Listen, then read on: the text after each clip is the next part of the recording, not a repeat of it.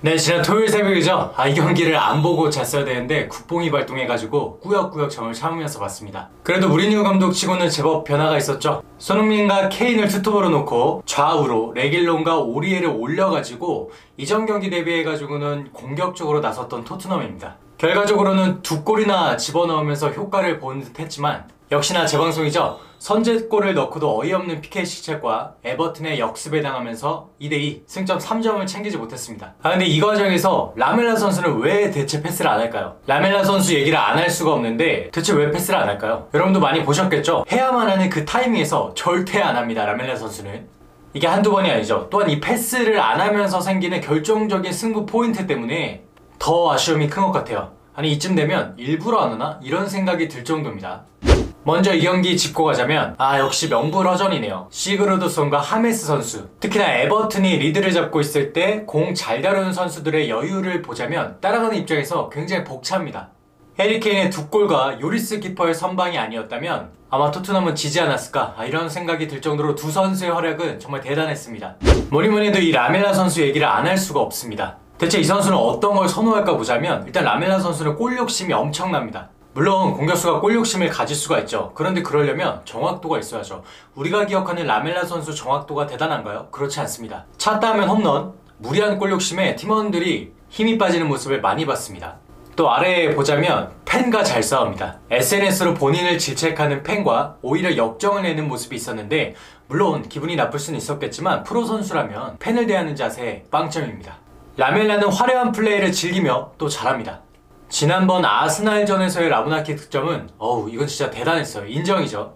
그치만 팀플레이에 있어서 플러스가 되는 부분은 결코 아닙니다. 현란한 드리블을 즐기는 라멜라는 지나치게 경기 템포를 잡아먹죠. 때문에 이거는 역습 상황에서는 정말 최악입니다. 다같이 올라가고 패스를 줘야 되는 타이밍에서 주지 못하기 때문에 결정적 찬스를 놓치곤 합니다. 마지막으로 귀에 헤드셋을 찬 거 아니냐 싶을 정도로 동료의 외침이나 팬들의 지적에 대해서 듣지 않습니다. 패스해라, 끌지 마라 등등의 조언을 라멜라는 무시하는 것 같아요. 이런 라멜라의 모습을 우리는 잘 알고 있기 때문에 후반 15분이나 20분경에 라멜라가 몸을 풀거나 혹은 교체하는 모습을 보게 되면 벌써부터 우리가 두려운 거죠.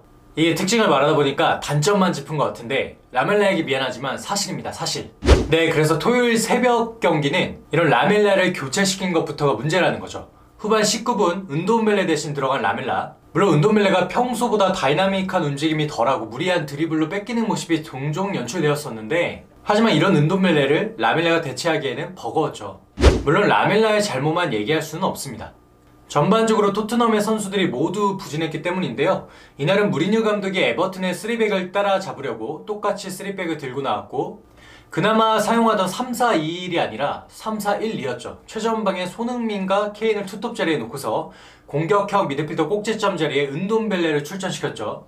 그러나 전반적으로 미드필더 간의 유기적인 빌드업이 부족했고 점유를 못하다 보니까 손흥민 선수는 오히려 미드필더로 한 칸 내려와서 플레이를 했었습니다. 이 꼭지점 자리에서 부진한 플레이를 했던 은돈벨레는 결국 라멜라 선수와 교체되었죠.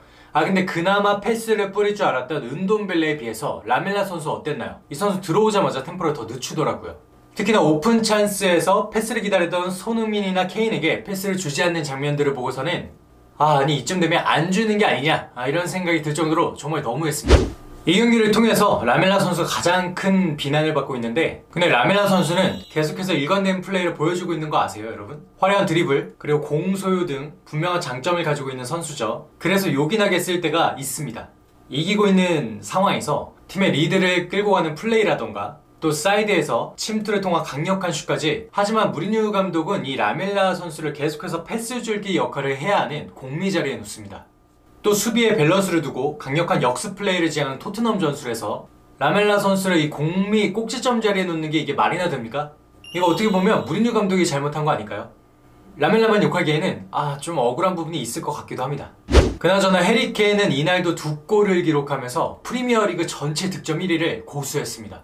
정말 몇 없는 기회에도 상대 수비 실책을 놓치지 않고 원샷 원킬로 때려 넣는 거 보면서 이 선수 진짜 월클이다, 기가 막히다, 대단하다 이런 생각 정말 계속해서 들었는데요.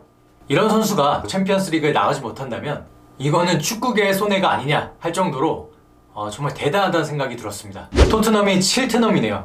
이제 4위권과는 승점 5점 차이가 나면서 두 게임 이상의 차이라고 봐야겠죠. 남은 경기를 감안하면 챔스 티켓 확보는 사실상 어렵게 보여지네요. 손흥민 선수 참 안타깝네요.